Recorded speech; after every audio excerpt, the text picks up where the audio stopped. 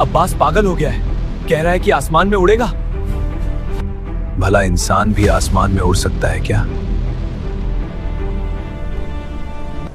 हमने ऐसी कहानियां तो किताबों में पढ़ी थी। अरे कोई इसे रोको, ये मस्जिद कुर्तबा की मीनार पर चढ़ रहा है। बच्चे, तुम अंदर जाओ।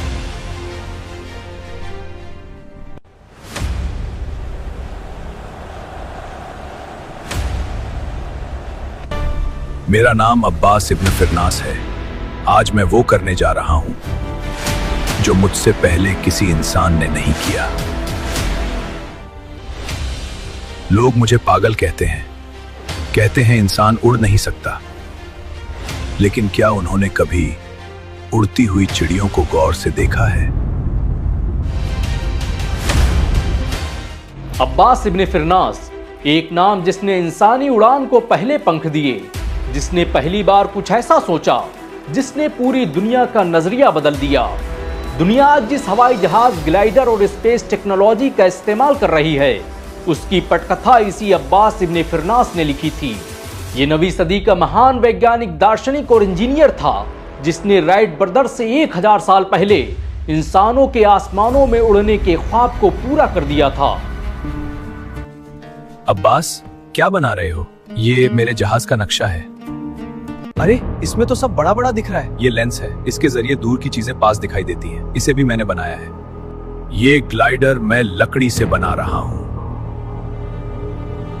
देखो अब्दुल्ला, अगर इंसान सोच सकता है तो इंसान उड़ भी सकता है।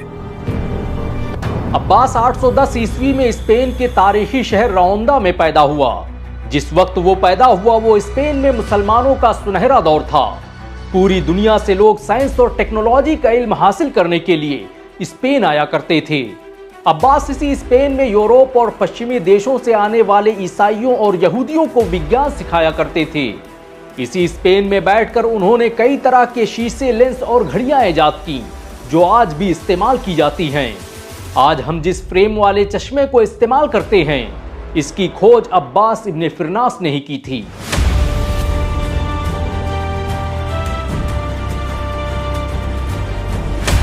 अब्बास इब्न फिरनास की इस हवाई प्रवास के बारे में बड़ा ही दिलचस्प वाकया बयान किया जाता है।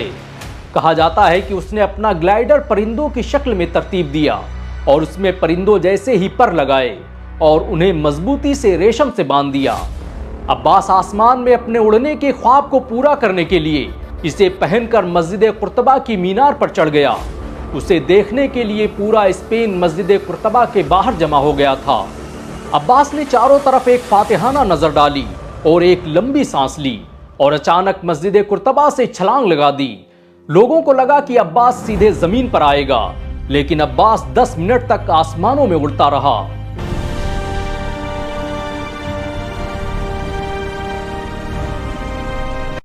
ये तो करिश्मा हो गया। अब्बास के पास जादुई ताकत है, वो जिन्नातों से बातें करता है। ये क्या हुआ? लगता है अब्बास गिरने वाला है।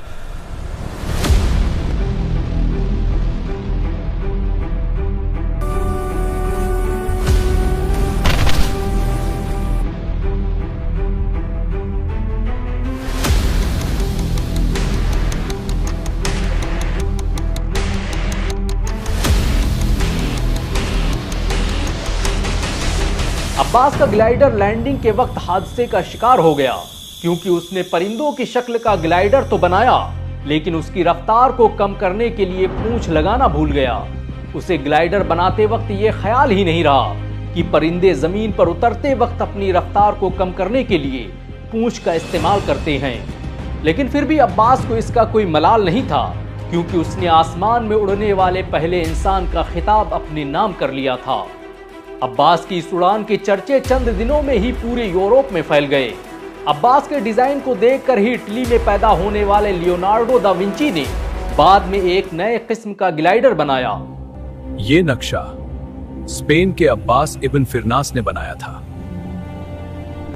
अब्बास ने ही दुनिया को उड़ने का सपना दिखाया।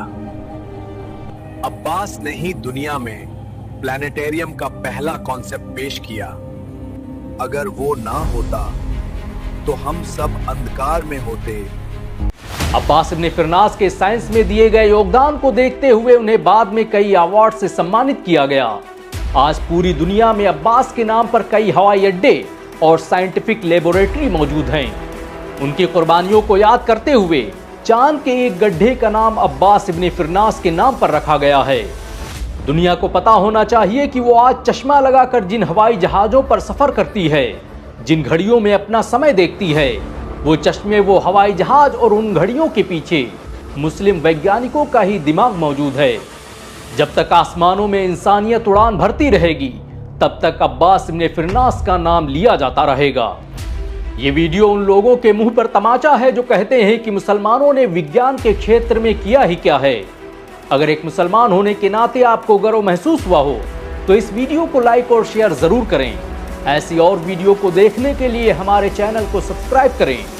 मुस्लिम मुद्दों से जुड़ी जानकारी के लिए हमारे ऐप इंडियन मुस्लिम्स को डाउनलोड करना ना भूलें।